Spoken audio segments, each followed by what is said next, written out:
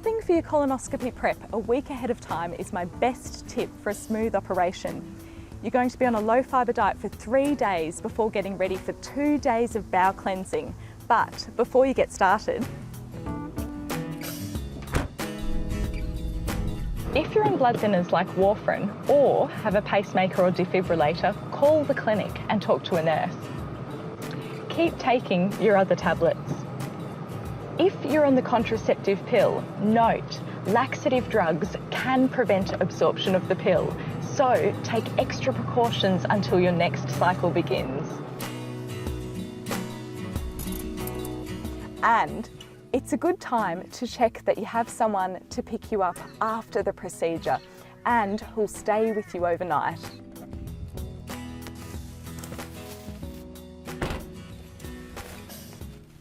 So, back to the shopping. 3 days before, stop eating fibre.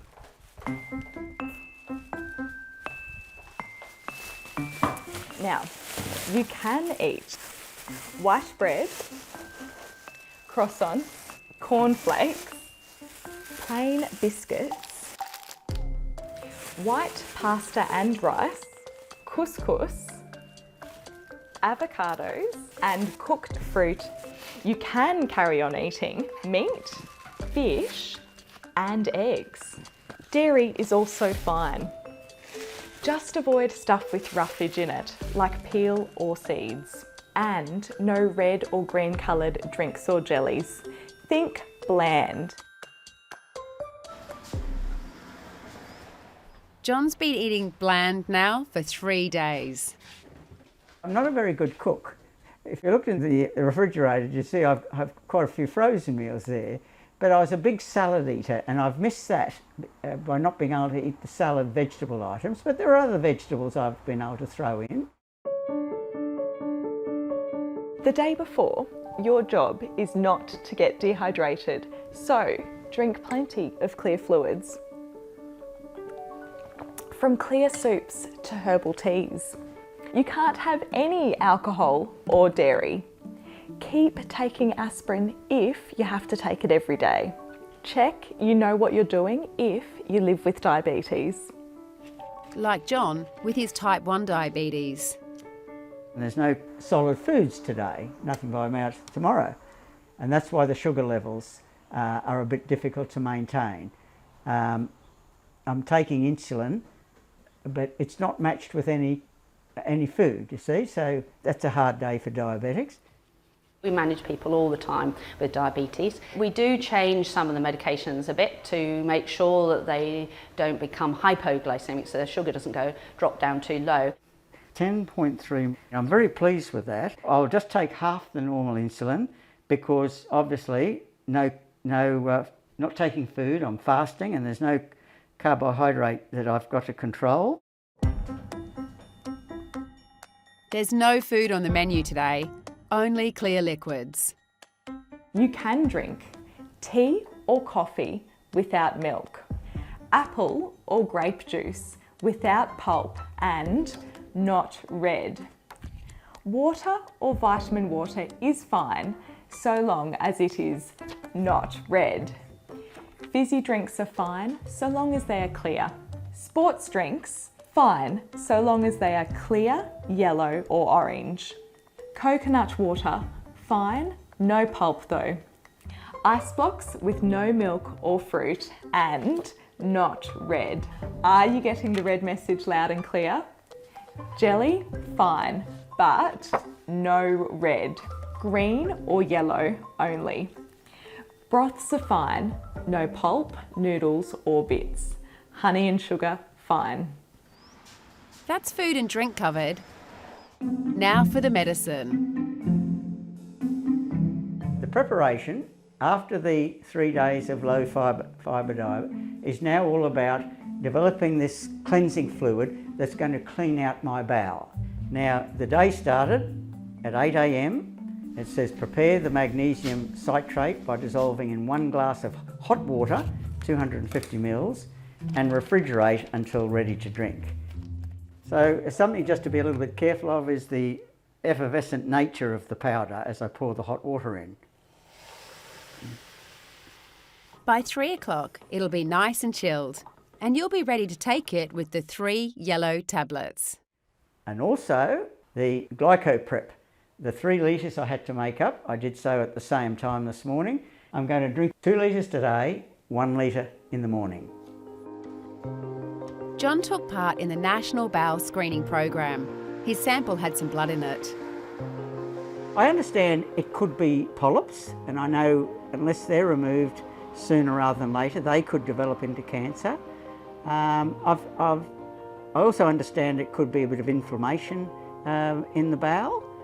It could be a number of things that is causing it that is not necessarily cancerous.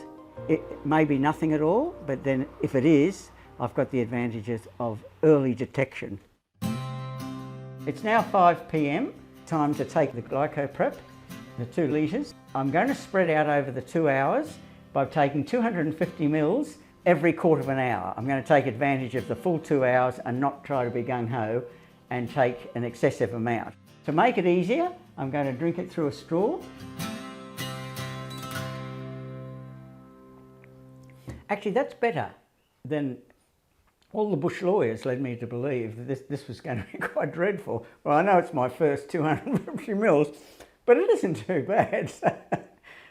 1 down, 7 to go tonight, and then 4 glasses in the morning. The hospital will help you to work out your personal schedule so that everything runs smoothly. This is very important business, and I want it to work the first time. 2 litres and many trips to the loo later, John is ready for bed. See you tomorrow morning. Yes, the big one. On the day, remember to bring a list of any medication that you're on. Your insulin if you're living with diabetes, your appointment letter, CPAP machine if you use one, something to read, glasses, hearing aids, and your Medicare card. Thank you. Lovely. I'm sure that's what you Thank want. you very much. And have you got your Medicare I card? have there, indeed. please? And then you'll be good to go. Thank you so much. My name's Dr. Ruth Hodgson, as you know. And what are we doing for you today? Well, I'm having the at long last, Yeah, after all the prep, I'm having the colonoscopy just to see what's causing the blood. perfect. I will be looking very carefully for polyps, and polyps are the precursor for cancer. He's done a very good job with his prep, which certainly made my job a lot easier. I should get very good views, and he should have a very high quality colonoscopy and be very confident of the result, which is what we aim for. John, it's all done, mate. You're in the wake-up room. So he's going to hang in bed here for another 20 minutes or so. I'll get you up. Thank you. Everything went according to plan. I hope I don't bore you on the diabetes, but I'm awfully relieved and very proud of myself that throughout the journey I got it right. Well done, John. A week later, John collected his results from his GP. Well, first of all, it was clear. There's no abnormalities. There was no polyps. And the big thing is, I did my job. I've actually highlighted this. I think I was on an ego trip. The quality of the bowel preparation was good. Well done again. John's son brought him home and understood why having someone there overnight is a good thing. I told my son that it wasn't necessary for him to stay overnight. He had the good sense not to listen to me. Now, this is only minor, what I'm going to tell you, but it's just an example that what could happen. By about 4 o'clock, I was pretty tired, and I decided to lie down. When I woke up, I looked at the clock on the bedside table, and it says 7:30. Now, I had it in my mind, firmly in my mind, unequivocally in my mind, that I'd slept through the night, and this was 7:30 in the morning, you see. Anyway, when my son came in, he was very calm, and then he just said to me, "Look out there," he said, If it's 7:30 in the morning, why is it so dark out there? And of course it was 7:30 at night, you see. But I wouldn't accept it. I was disorientated, the effect of the sedation or whatever. So we had a good laugh about it. But I think back now, had he not been there, I could have got myself into trouble. So I really do emphasise what the hospital, to take notice of what they do and don't be a bit of a smart ass, all right? Good luck everyone. I hope it goes well.